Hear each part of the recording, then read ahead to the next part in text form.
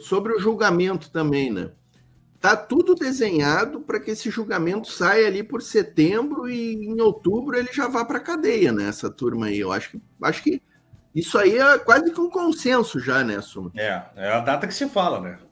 Que outubro, no mais tardar outubro, o homem tá fechado, ele e os demais. Agora, eu até não me preocupo tanto com a data final do transitado e julgado e a sentença proferida, Portinho.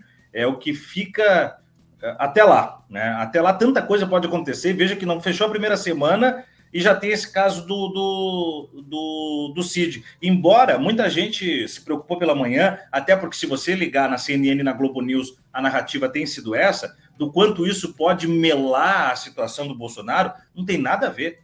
Juridicamente falando, não tem nada a ver.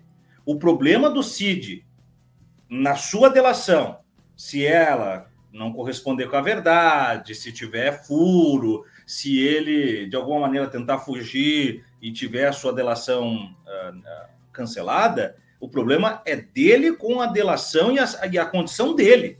O depoimento do Cid não é uma cariação, não é sentar na frente do diretor da escola, da tia do SOI, e ver o seguinte: Cid, você está falando a verdade? Não, então o Bolsonaro pode brincar com a bola. Não, não é assim. Ele é a cola que vai fundamentando outras provas no escopo do processo e que são fartas. São fartas. As pessoas estão já desesperadas. Não, depois dessa do Cid já era, Bolsonaro solto. Muito pelo contrário. Depois dessa do Cid, é maior a chance ainda de você colocar uma preventiva no Bolsonaro. Porque estão dando sinais de escape, né, Portinho? Exatamente. A grande mídia não devia nem conjecturar isso aí, né, Suma? É um absurdo Exatamente. Eles estarem dando essa munição aí para o bolsonarismo, porque definitivamente, se tirar a delação do Mauro Cid, tem um manancial de provas aí impressionante contra essa turma, especialmente essa turma aí do núcleo do golpe, né? Temos um brigadeiro e um general que foram comandantes das suas forças, confirmando a questão do mandado de prisão numa reunião, né? Mais do que isso é impossível, né? O brigadeiro foi lá e disse que tinha um envelope no canto da reunião e que ele olhou para o envelope e disse: se ali tem coisa que extrapola a Constituição, eu não participo da reunião. E o cara disse que tinha e ele foi embora da reunião. Esse testemunho, a anulação da delação atingiria esse testemunho, né? Então, e vamos lá, como você disse, o Bolsonaro ele se enrolou tanto que o Bolsonaro ele vai no limite da admissão de culpa. O Bolsonaro não... Porque o que acontece? Ao invés de negar o fato, ele nega o crime, que aquilo seja crime, mas admite o fato. Né? Não, eu tenho a minuta, ela passou pela minha mão, eu vi ela na tela, passou pelo meu advogado, nós conversamos sobre isso, mas nada disso é crime. Quer dizer, é crime sim, cara. Tudo que você fez é crime, pô. Então, se você admite o crime, bonito tem que ser. É básico.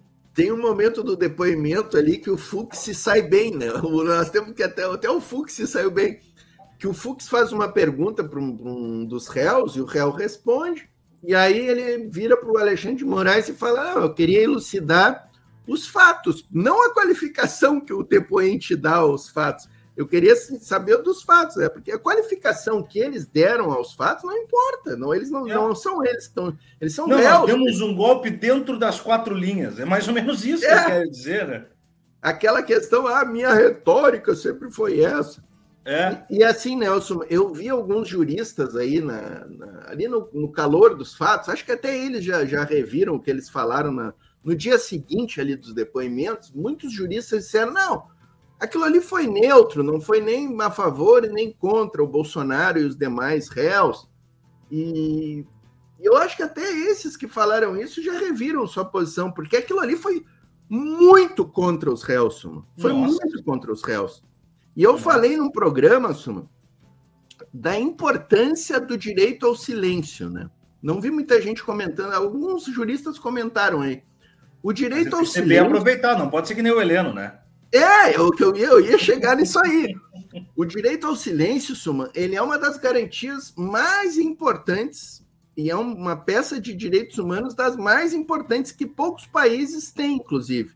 Não é todo país que o réu tem esse direito de ficar em silêncio. Nos Estados Unidos, por exemplo, não existe direito ao silêncio. Uhum. O cara no processo, ele é obrigado a falar e veja bem, Suman, que no interrogatório, o Alexandre de Moraes, inclusive, fala isso aqui ali várias vezes. O réu tem direito de mentir, inclusive, né? Ele não presta o interrogatório ali sobre aquele juramento que a testemunha presta. A testemunha, quando senta na frente do juiz, ela ouve do juiz: o senhor promete dizer a verdade sobre pena de cometer um crime, de sair preso daqui, é crime de perjúrio, né?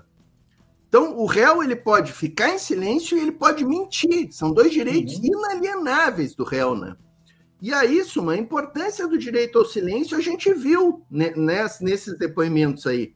E o general Heleno foi o clássico caso. Aquilo ali é para levar em aula de direito processual penal, Suma. Esse caso do Heleno. O advogado dele tem que dar os parabéns para o advogado dele, né, que decidiu ficar em silêncio e que treinou com ele um conjunto de perguntas e respostas que era para ele dizer sim ou não. Mas ele é fanfarrão e não aguentou, né, Su? Ele não aguentou. Tipo, no momento que ele disse assim, não, mas só para deixar claro, o senhor nunca teve intenção de golpe, né? Olha, não tivemos essa oportunidade. Não tinha clima.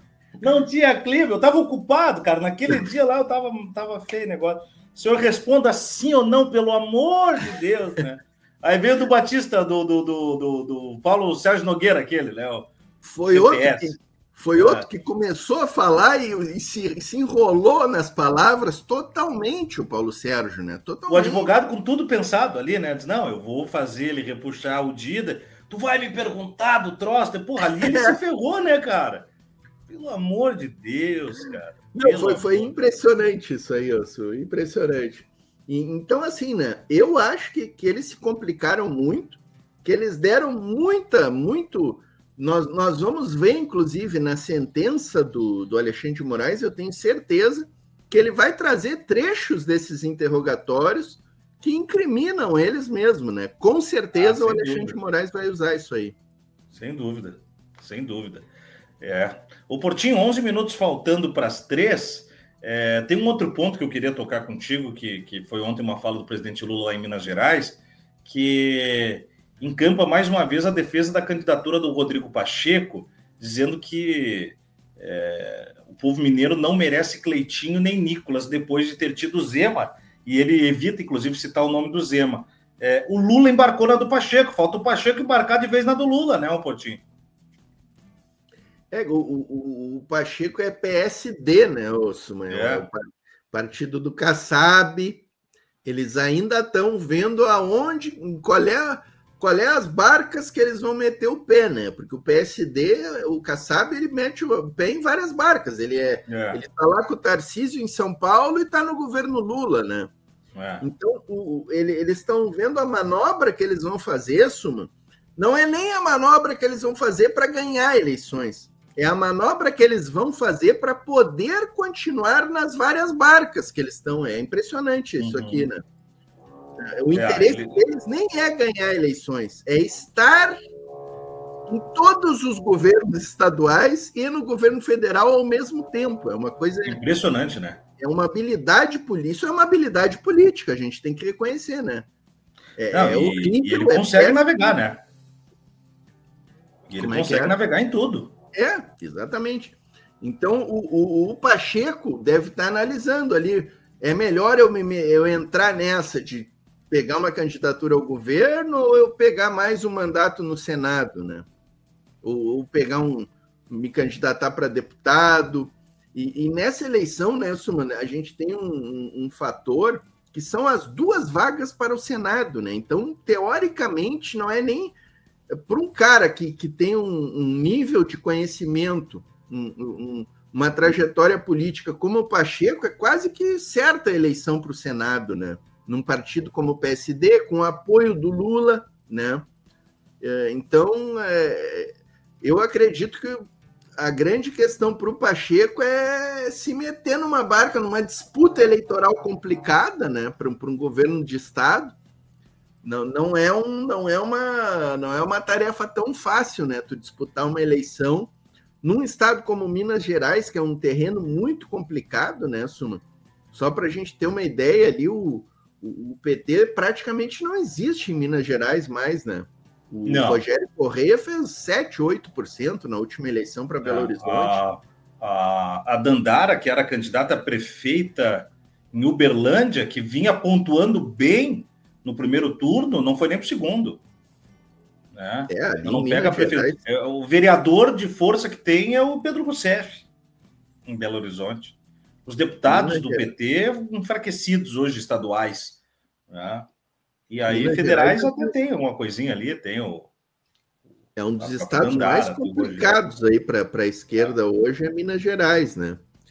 E o Lula sabe disso, tanto que ele está buscando aí um candidato, né, que seja uma coisa um pouquinho palatável, né? Tipo um Pacheco da vida, tu vê que...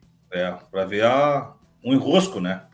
E aqui no Rio Grande do Sul, para a gente não deixar de falar da nossa terra, mandar um salve para o meu querido Maicon Varela, que está com a gente aqui, o Leprechal do nosso Degenerado. Saudade, Maicon. Grande abraço, disse que não confia no Pacheco. E a Laurinete disse que o Pacheco não é extrema, tem como dialogar. É onde o Lula está se agarrando, é tábua de salvação.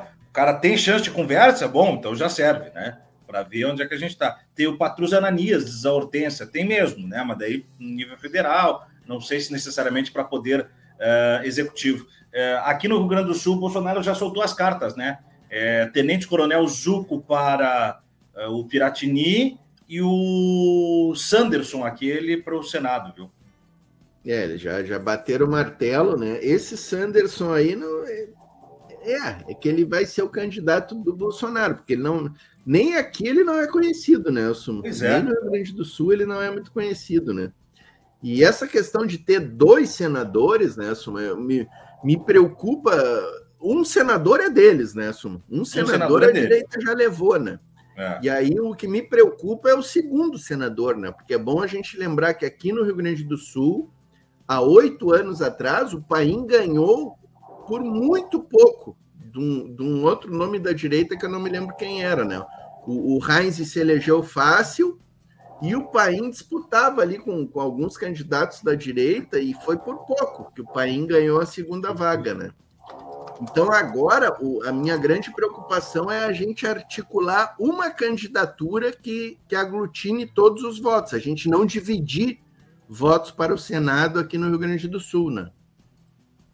Era o Reis e o Paim, eu estou só vendo aqui certinho quem é que ficou de fora naquela, porque daí na outra, que era uma vaga, o Rio Grande do Sul fez o favor de não ter o Olívio.